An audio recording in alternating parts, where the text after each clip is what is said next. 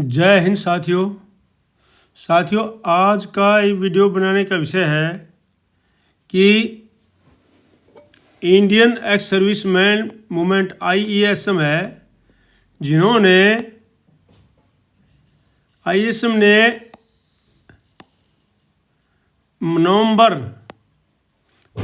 नवंबर 2024 को अपने मांग पत्र में कुछ मांगे रखी थी। मैं आपको दिखा रहा हूँ। ये जो मांगे हैं ये इंडियन एक्स सर्विसमैन मूवमेंट की हैं।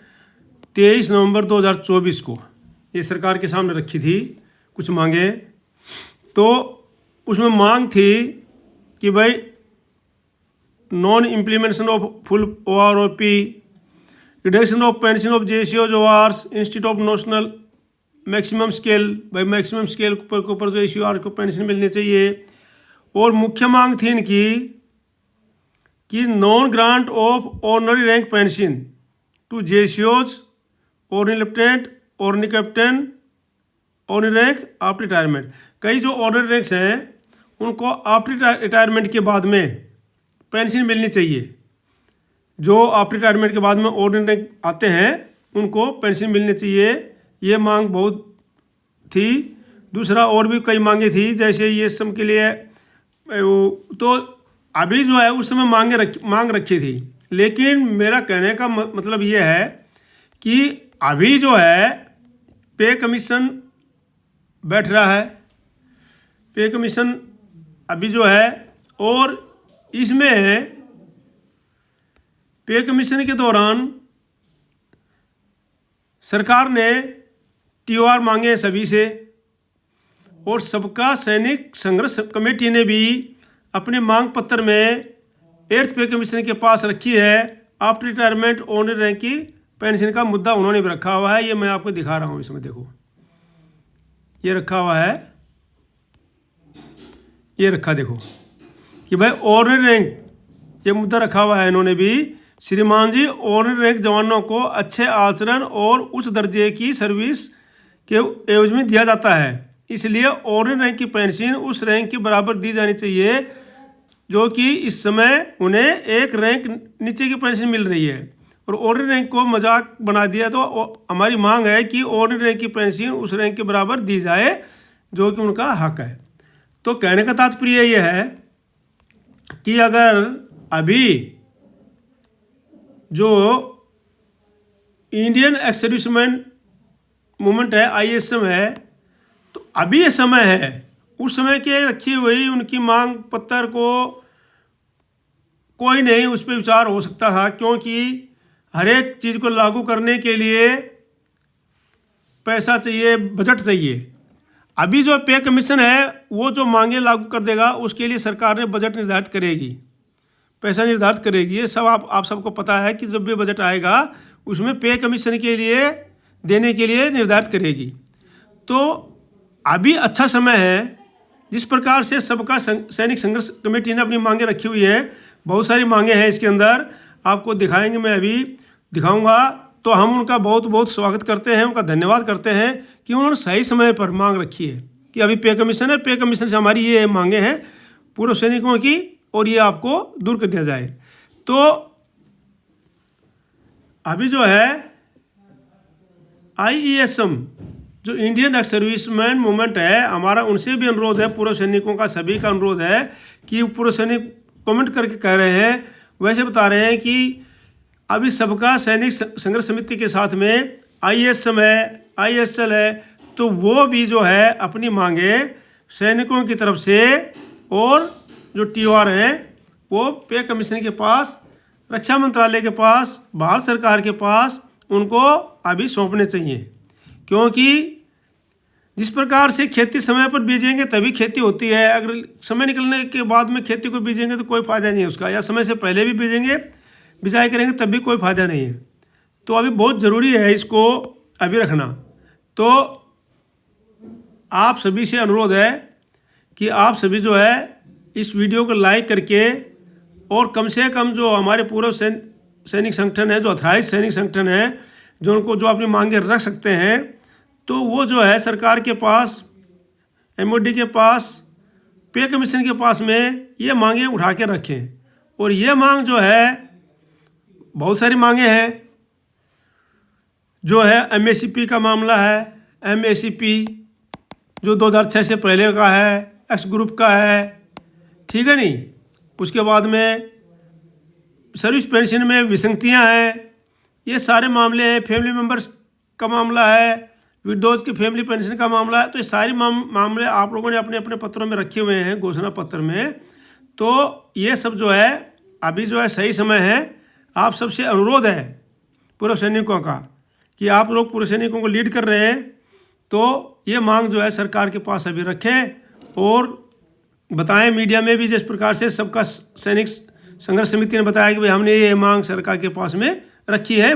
सरकार माने ना माने वो तो बात की बात है, लेकिन कम से कम पे कमीशन में आप 5 मांग रखेंगे, 2 भी मानेंगे, 3 भी मानेंगे, तो अभी क्या है, अभी ज़्यादा उस पर सरकार पे बोझ नहीं पड़ेगा, क्योंकि पे कमीशन आउट होना है। और मान लो उसमें अगर जैसे पहले 6th पे कमीशन ने नायब सूबेदार को जो है ऑर्डिनरी लागू कर दी थी, चलो ठीक है, वो पूरी तरह से उसमें कमियां हैं। 2006 से पहले का 2006 के बाद का वो विसंगतियां दूर करने की बातें हुई होंगी, लेकिन उन्होंने लागू कर दी थी। तो इसी प्रकार से पे कमीशन अगर सरकार को और माननीय न्यायालय ने बोला है कि भाई जो है ऑर्डिनरी में डिफरेंस क्यों है।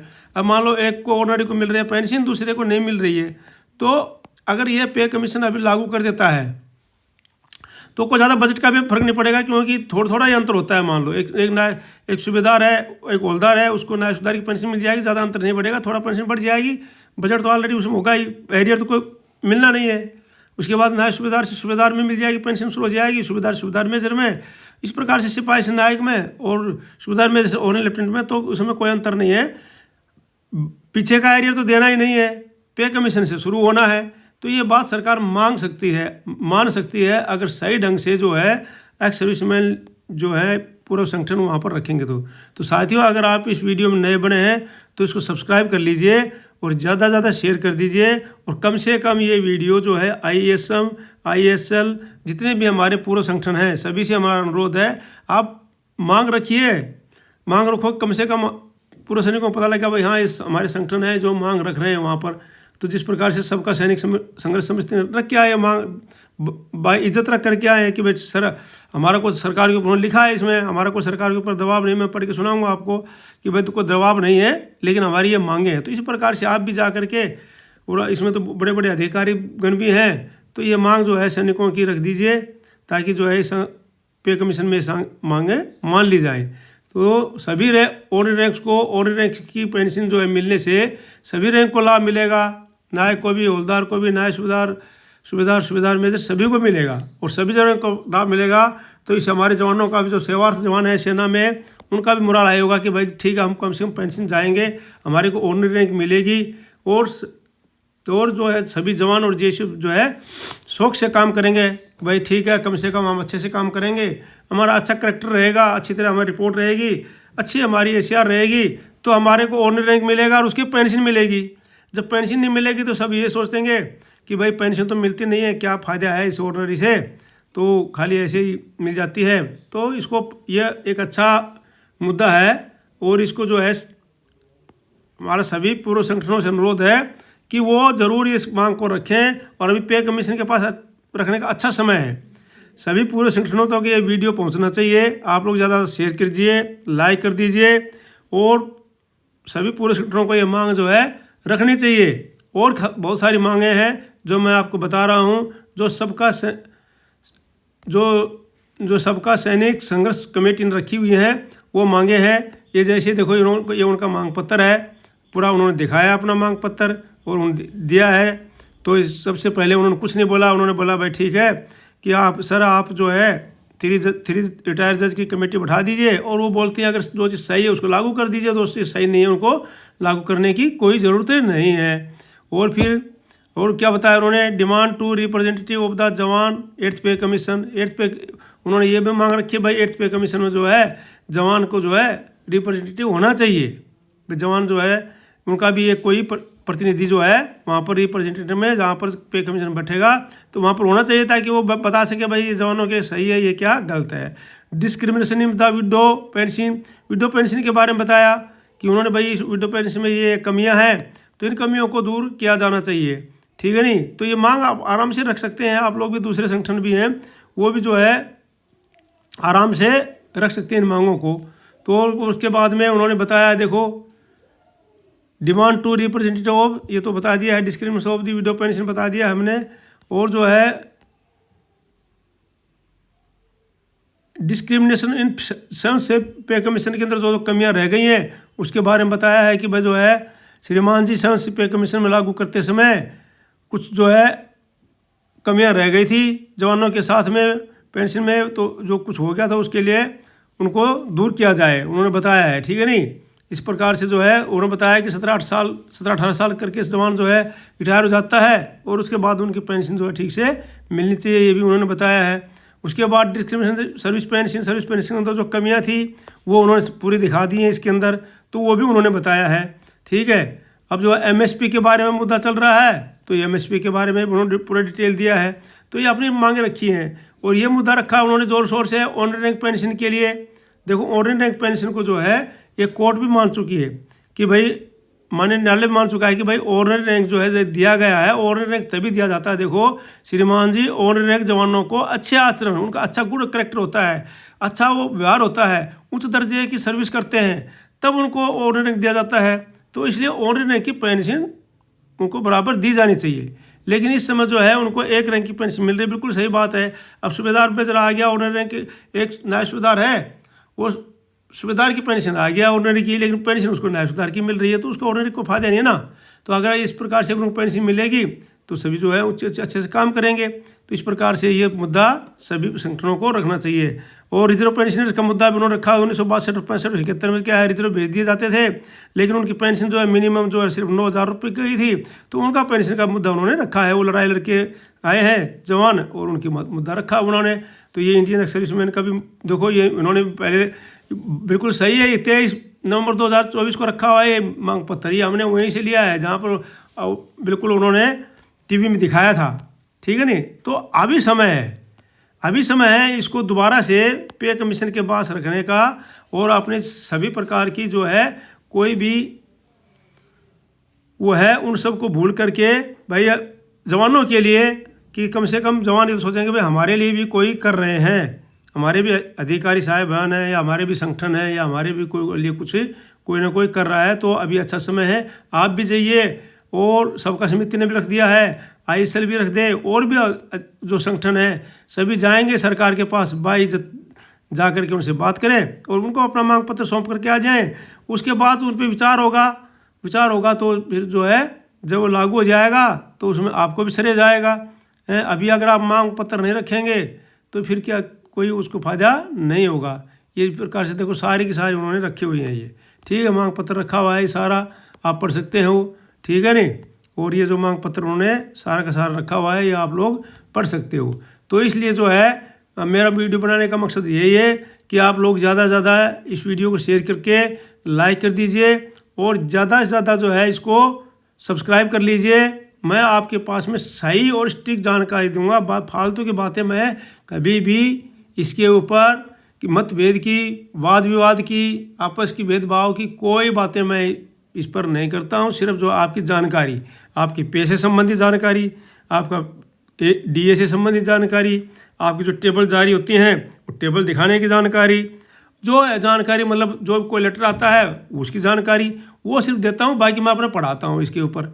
तो इस प्रकार से किसी प्रकार का आपको गलत न्यूज़ नहीं मिलेगा। आप इसको सब्सक्राइब कर लीजिए, लाइक कर दीजिए, शेयर कर दीजिए और ज़्यादा से ज़्यादा शेयर कर दीजिए ताकि जितने भी जो हमारे पूर्व संगठन हैं उनके पास ये वीडियो पहुँचे और वो सोचें कि भाई हाँ ज़रूर हमें जो है पूर्व सैनिकों का मदद के लिए कम से कम एक बार तो सरकार के पास जाएं और अपना ये मामला रखें कि श्रीमान जी जो हमारे पूर्व सैनिक हैं जो रिटायर हो जाते हैं उनको सभी को ऑनर रैंक दिया जाता है, नायक को भी दिया जाता है, हवलदार को भी दिया जाता है, नायब सूबेदार को भी दिया जाता है, सूबेदार को भी दिया जाता है, सूबेदार मेजर को भी दिया जाता है, ऑनर लेफ्टिनेंट को भी और कैप्टन को भी दिया जाता है। तो जो उनको रैंक की पेंशन दे दीजिए, चाहे ऑनर रैंक कम कर दीजिए आगे से, लेकिन जो रैंक दें उनको पेंशन दे दें ताकि उससे क्या है जवानों का मनोबल अप होगा।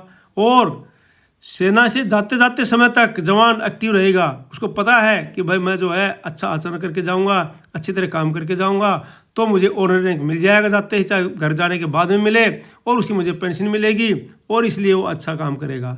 और अगर मान लो ये ऑनरी रैंक नहीं मिलेगा, कुछ नहीं मिलेगा, इसका पैसा नहीं मिलेगा, तो जवान सोचता है, ढीला हो जाता है कि सोचता है अभी तो बस जो मिलना था मिल लिया साल 2 साल पहले, अब कुछ अगला रैंक तो मिलना नहीं है, तो अब तो जैसे भी ये टाइम पास करने वाली बात हो जाती है। तो इसलिए टाइम पास करने की अपेक्षा जवान के अंदर जोश भरना, जवान के अंदर उमंग भरना, जवान को एक अच्छा मोटिवेट रखना, उसके लिए बहुत ज़रूरी है कि जितने भी जवान जेसीओज आए हैं वहाँ से जो उनको भी ऑनरी मिली है उनको सबको चाहे पेंशन मिलनी चाहिए।